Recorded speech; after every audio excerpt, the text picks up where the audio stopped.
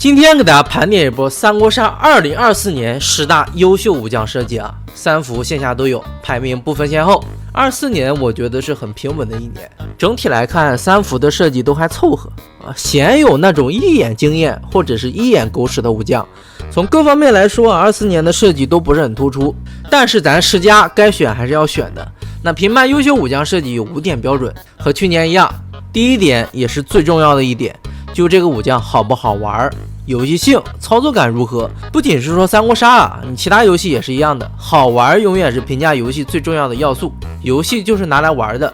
啊，你要拿来表达、拿来说教，那有其他更好的方式。那接着看啊，第2点历史契合度，第3点技能描述的简洁性，第4点强度是否合理，第5点设计是否具有创新性。后面4点也很重要，如果有一项做得很差，我也不会选，只是说这4点比重会稍微低一些。那废话不多说，我们看第一位武将某沮授啊，现实主义卑微沮授啊，咱一般设计武将啊，设计原画，那都会展示一个角色光鲜亮丽的一面，让这个武将帅起来、自信起来啊，耍起来，你甭管是装帅还是真帅。而新杀这边啊，直接给你整出来的一个极其卑微、战战惶惶，发表意见做啥事儿都要看别人脸色啊，也就是袁绍脸色的沮授。一技能左军，沮授是袁绍那边的监军，他对袁绍啊还是相对比较忠诚的，提了很多中肯的建议，但这些建议咱元神不听啊，那你有啥办法呢？你沮授归根结底就是袁绍手底下的一个执行事务的工具人，没啥话语权。而左军呢，就把这个工具人的形象表现得很好。我沮授让你袁绍摸3张牌，然后给你2个选择，你可以选择第一项的缓图打法，也可以选择2选项的急攻打法。缓图打法是沮授的本意，是希望老板去选的，但老板要选了2选项，也就是郭图的急攻打法，你沮授也没办法，也要毫不犹豫的去执行，就很卑微啊。再配上这个跟张让似的太监原画，玩着玩着就哭了起来啊。而沮授的2技能木网啊，就是一个手牌方面的10倍，也是一个很好玩的技能，在一定程度上弥补了1技能缺失的游戏性。第2位来自首杀（括号海外服的报信肘击的 King 啊）。报信这个设计，我当时没有给他很高的评价，说他契合度不太够，但其实呢，他契合的还可以，就是我当时没看出来啊。木讨击的杀，其实咱可以把它理解成士兵，他把杀拟人化了，被进攻的时候。咱报信可以通过一谋屯杀积攒兵力，时机差不多了，直接招募义士，大家一起击鼓传杀讨贼，这已经是很精彩的契合了。不过契合度也不是这个将的重点，报信它是一个技能交互、技能玩法都做得极其出色的武将。木讨有很多种玩法，第一个最直接的玩法就是它可以传杀来打直伤啊，直接肘击你。第2个玩法就是它可以传别人的杀，如果你自己缺杀用，或者是你想把敌方菜刀将的杀给传走，你也可以把别人的杀传到自己手上，来发挥木讨在这方面的功能性。玩法非常多，实战你很难在短时间内计算出最优打法，相对最优就可以了。又因为木讨它不仅可以选择自己，它还可以选其他角色，那这也让其他角色可以通过留牌控制杀的数量来反制你报信，就你还要猜敌方的手牌结构，那这又多了一层心理博弈。这个将我说实话之前低估它了，有契合啊，有创新，还好玩，很完美的一个设计啊。第3位来自线下江山如故杨球，杨球可能是今年玩起来最欢乐的武将了。杨球他是一个酷吏啊，技能就是神你严刑峻法。我杨球直接看一个角色的牌，那这张牌呢，我也给场上其他人展示一下。哎，这个被审的人你自己看不了，你要猜我看的是哪张，然后把它给弃掉。猜不到你就一直弃，直到全弃光啊，一个双向的心理博弈啊。我可以找一张烂牌，也可以找张好牌，也可以直接闭着眼乱选，就博弈呗。你猜准你牛逼，你猜不准你就没牌。娱乐性拉满的一个武将啊，公开处刑你啊，你要猜不准，那大家一起来笑你。接着看啊，第4位来自三国杀 OL 谋袁绍。很多朋友奇怪了，你选超大嘴放10家，你不是瞎选吗？但我说心里话，谋袁绍他就是今年给我冲击力最大的武将，没有之一，就比梦诸葛给我的冲击力还要大。技能和原画都很惊艳啊，双形态原画，还有专属的武器4招剑，保留了老袁绍1杀7的传统异能。就看见他，我就能联想到洪宇洲老师在老三国中我剑也未尝不利的名场面，同时呢，他也打破了以往三国杀中袁绍无脑憨批的形象啊。尽管神离这个技能在实战中很赖啊，拿个4招剑直接91杀7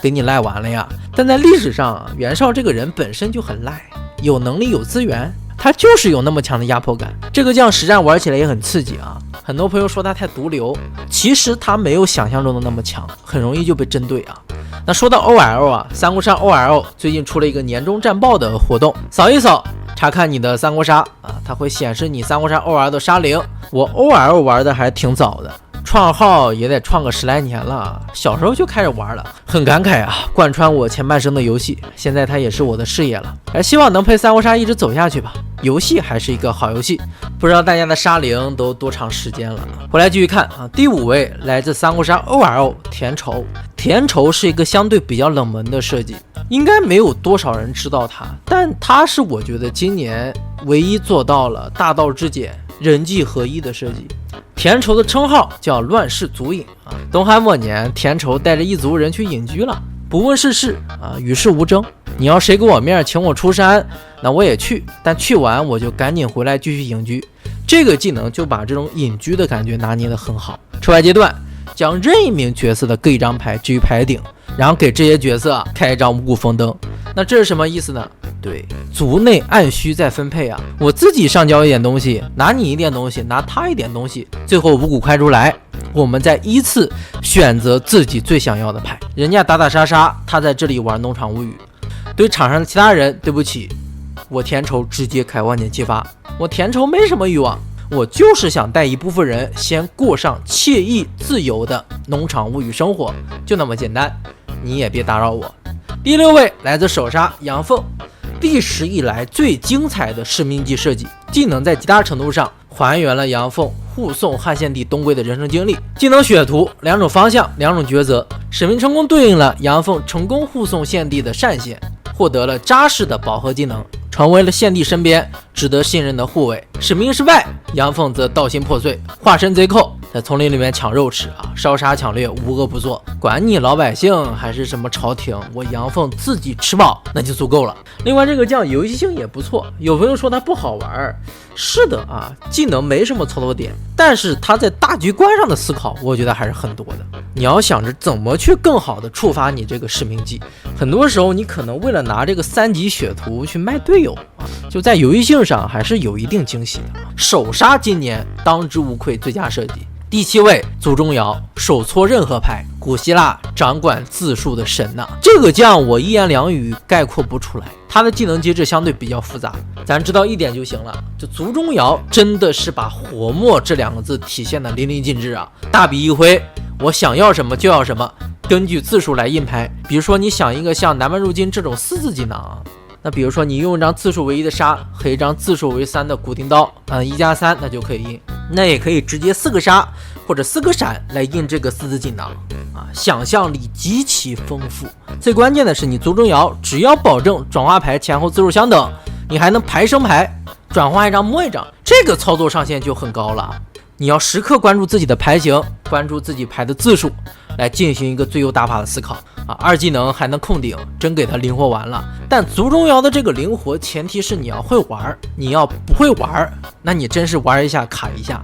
第8位来自三国杀 OL， 口号线下神典韦。今年神典韦也是上线了 OL 啊。神典韦是这2年最帅、最霸气、最有神性的神将，直接把武将牌当武器吗？人肉兵器啊，三国杀自己的加冈特尔武器的具体效果就是武将牌中带杀词条的普通技能和锁定技，这样一来娱乐性直接拉满，你后续还能通过催诀把武器牌扔掉，再练就新的人肉兵器。毫无疑问，神典韦就是这2年最大的胆创设计啊，他这样的创意就很值得鼓励。第9位来自三国杀一将成名谋曹爽 ，F 线设计的典范啊，拥有极强的角色代入感，在曹爽与曹不爽之间做选择。熟悉曹爽的朋友都知道，曹魏后期最大的权臣啊，司马懿的死对头。曹爽是一个被权力逐渐反噬的人，开始他还是很谦虚谨慎的，后来是越来越飘，技能见专，表面上没有什么说法，仔细分析发现他给了你2种玩法，一种克制流，一种释放流。克制就是你每回合用3张牌，不触发技能的负面选项；释放流就是无所谓，我想怎么玩就怎么玩。但是你玩释放流，你曹爽那就是会越来越弱啊，逐渐被权力吞噬啊，底牌被人看穿，成为笼子里的野兽。但这个曹爽令人惊艳的是，他即便成为野兽，他也要发起困兽之斗啊，直接觉醒。觉醒之后和你司马懿死磕到底，比着历史上直接投降的软人曹爽，那确实是更有骨气一点。第10位来自三国杀 OL 彭样，做爱神将啊，唯一真神，技能设计有韵味，台词也有梗，价格还不贵。彭样这个人可以说是一个不懂人情世故的能力者，有抱负，有思想，有能力，但是不懂得收敛，和许攸有点像啊，怪不得他也有许攸的寸目。一技能削藩很好的诠释了朝廷上的人情世故啊。你彭样能力强归能力强，但是你不能太张扬。你彭样这10张牌就能看牌里的牌，然后再给他用出去，你确实有点牛逼啊，牛逼过头了，丞相都看不下去，直接打你小报告，让皇帝疏远你。你这个牌堆里的牌要用多了，直接你判定区、装备区以及手牌，相应的就给气吧。2技能也很有意思啊，这个将之后再给大家精讲啊。彭样他上限很高，好玩有操作又有契合度，无敌设计啊。OK， 那这是三国杀2024 10大优秀武将设计评选，可能有没说到的啊，大家可以在评论区里面补充。我是老野新家，感谢大家观看。